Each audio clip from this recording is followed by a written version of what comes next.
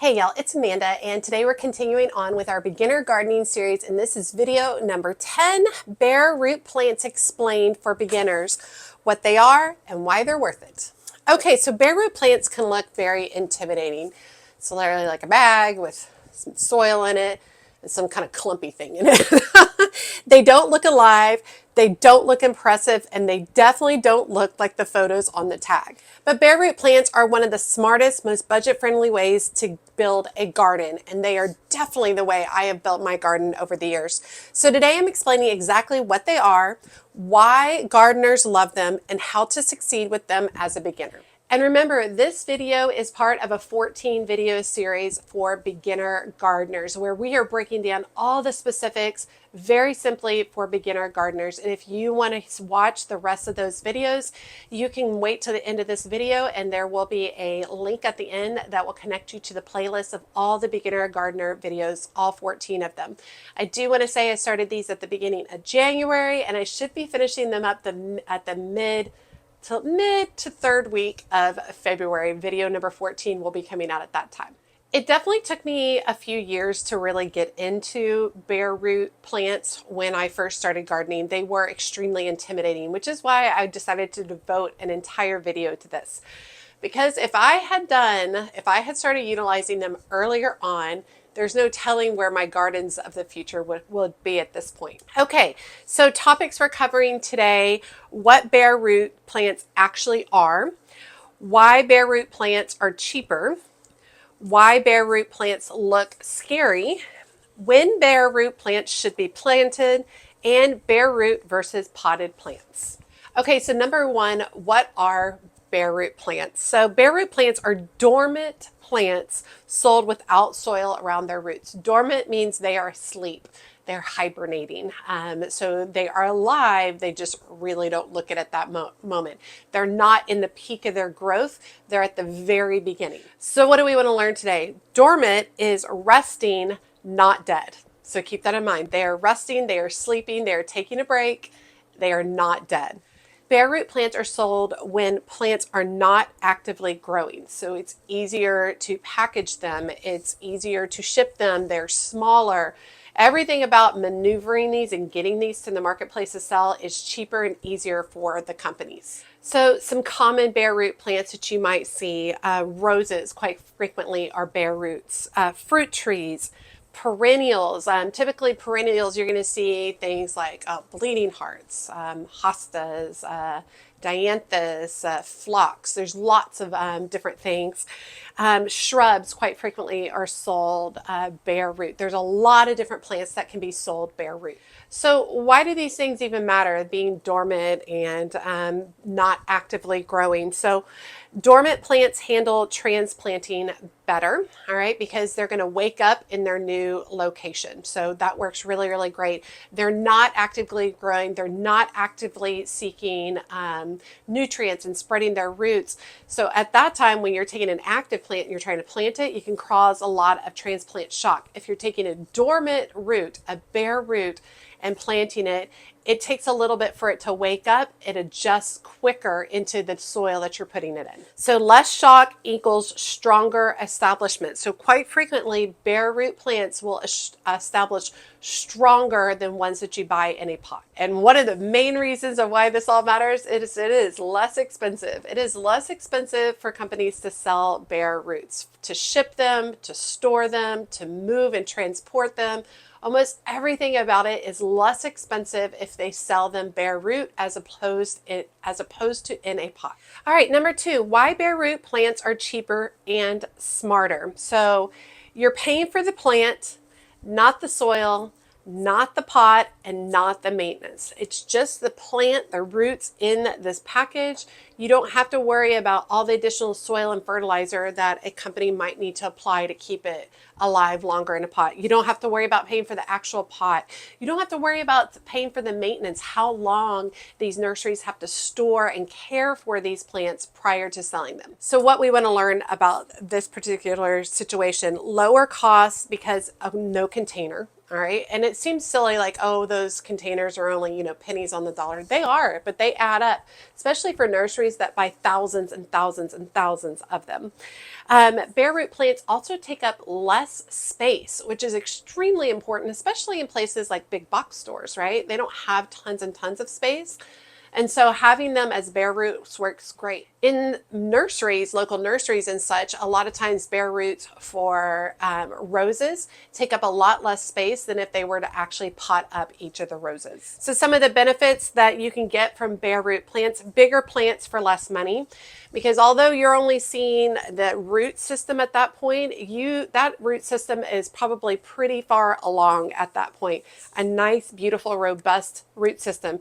All you're seeing is that it's asleep, so it doesn't have growth on the top yet. So chances are you're going to put that root system into the ground and it's going to produce a bigger plant faster. And then of course with these bare roots, it's faster establishment once it's planted. It's just easier for them to grow into whatever soil you're putting in. They're not fighting against that soil because they've been living in a nursery pot for months on end. One of the great benefits of bare roots, in my opinion, is buying them earlier in the season. Like right now in Texas Zone 8, it is beginning of February and bare roots are available everywhere. And you can pick those up and you can hold on to them for a couple of weeks before you get them planted outside. You can even go ahead and start potting them up inside and allow them to start growing on inside, and then be prepared to plant them outside once danger of frost is gone. So it kind of gives you a little bit of an extra jump on it.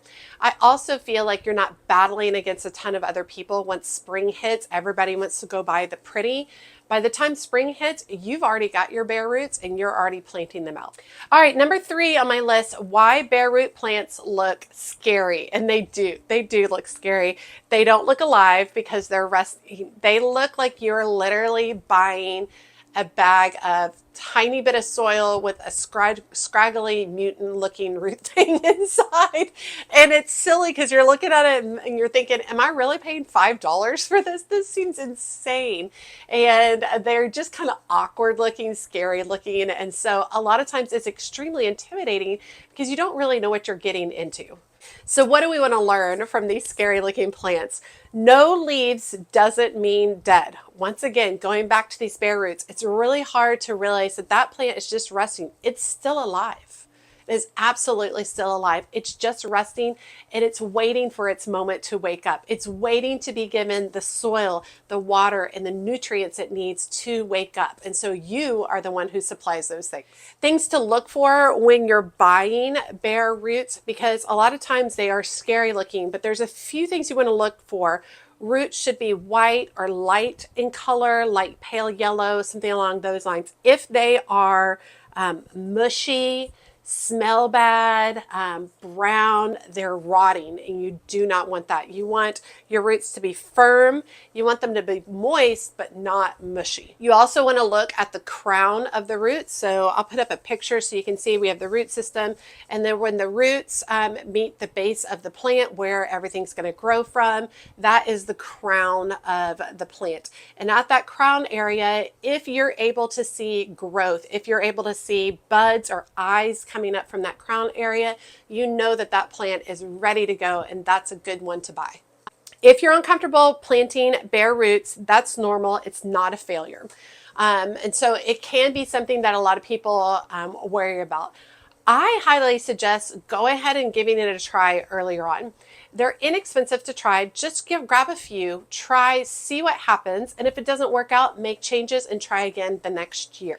I also highly suggest that you pick up these roots earlier in the season. Don't wait until they've been sitting at the nursery or the big box store for 3 months before grabbing them.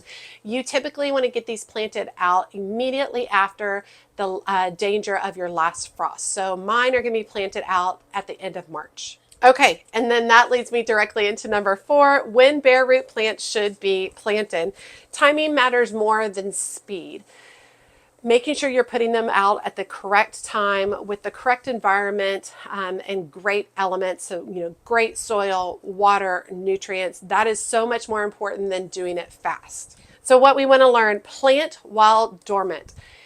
You definitely don't want to wait for these bare roots to wake up massively, because one of the benefits of planting a bare root is it's dormant. So when it wakes up, in the new soil that you've planted it in, it's easier for it to adjust. You don't want it to be waking up and growing like crazy and then plant it, because it's already adapted to the situation it's in that bag. We want it to adapt to the soil in your garden. You also want to aim for cool season planting with bare roots. You want to plant in late winter, which is where we are at this point in time, or early spring. You want to plant when it's not crazy hot outside, because it's way easier to get these guys to focus on roots rather than top growth. Remember, if you have cool temperatures encourage root growth.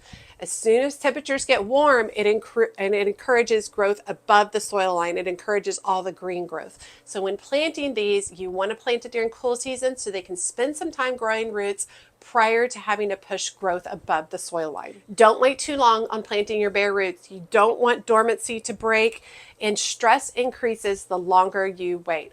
I suggest, depending on the plant, that you plant it after your last frost.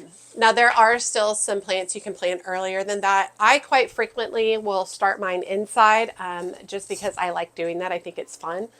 You don't have to do that. You can plant directly outside. I will have some videos coming up about how I start bare roots inside if you want to check those out. Okay, and number 5 on my list is bare roots versus potted plants. Bare root plants take patience, but they reward you in the long term. And I hear a lot of comments, well, why would I buy that $5 bare root when I can get the full grown blown plant for $50 over here? Well, I don't want to spend $50. There's a lot of issues that you can run into bare root versus potted plants. So let's chat about those. Now, bare roots tend to be slower with initial growth. When you're seeing growth coming up from the ground, they're going to be a lot slower. However, they have stronger roots, and stronger roots are the foundation of a long-lasting, strong plant. And those roots are more important than pretty much anything else. Whereas a potted plant, when you go to buy one, you're going to have immediate visual impact, which is great, but you're going to pay for that initial visual impact. They also, a lot of those plants that are in pots and nursery pots, they live in there for months on end. Quite frequently, they're dealing with issues of being root bound, having rotting roots, just really the stress of having to grow in that pot for so long. So bare roots really are a great option for a stronger plant over the long term. Now, I really feel like bare roots versus potted plants, it really is up to you. Whatever works great for you. I am a gardener who gardens on a budget, and therefore I don't get the opportunity to buy a lot of large scale, expensive potted plants. And that's okay. So I've grown a lot of beautiful things from my garden utilizing bare root. One of my favorite ones to grow from bare root is clematis, and every single clematis in my garden has been grown from bare root. You can buy a bare root clematis for a few dollars as opposed to buying a potted clematis for 40 plus, because clematis are an expensive plant to purchase. Bare root has also given me a lot of opportunities to try different varieties that aren't necessarily available in my local nursery. So that's super fun. And going back to that clematis as well, I've got, I think it's 7 different varieties of clematis in my garden, which is absolutely amazing. But if you really start doing those numbers of paying $40 to $50 a plant, had I bought those potted, that's absurd when you start adding up that money. Now, does it take a little while for my bare roots to get established? Yes.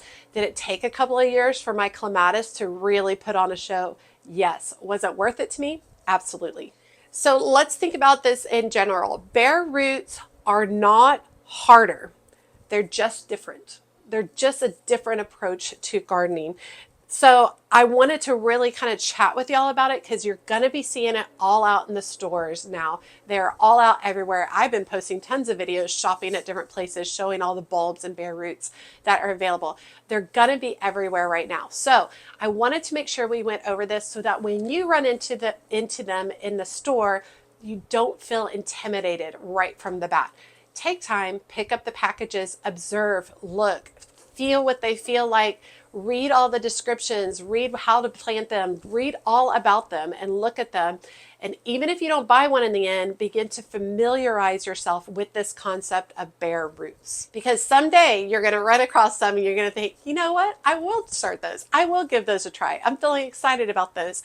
And it is amazing how many beautiful plants you can grow from bare root for a very small price. All right, you all, I hope you guys enjoyed today's video, just really breaking down bare roots. Like I said, we're hitting the time of year where I will be planting up bare roots. And so if you would like to follow along, you can catch some of my other videos where I'll be talking about those. This was video number 10 in our beginner gardening series. So we're going to be moving on to video number 11, which is watering 101.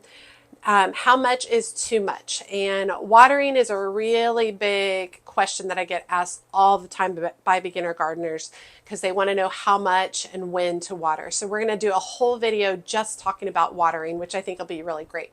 All right, you all, and if you're like me and you're on a gardening journey and you would like to do that with some gardening friends, be sure to check out my Patreon community. The Patreon link is in the video description below. It is just a bunch of people who love to garden. We love chatting about gardening on a daily basis. It's a great way to meet people, to make friends, but also to learn a ton about gardening, which is just awesome. If you decide to become a certified Mad Gardener, you get access to our lives. We do have one coming up on February 11th where we're going to be talking about seed starting realities. And then you also get access to exclusive videos only available to patrons. I just created and posted a video that goes through every single seedling that I've started, good or bad, successes and failures. Every single one breaks it all down, and the patrons get a back scenes tour to see every single one of those, which is really cool. It also gives you access to group chats, photo sharing, and direct messaging to me. All right, you all, as always, she's a mad gardener or a decorator or anything else that she wants to be. Thanks, y'all.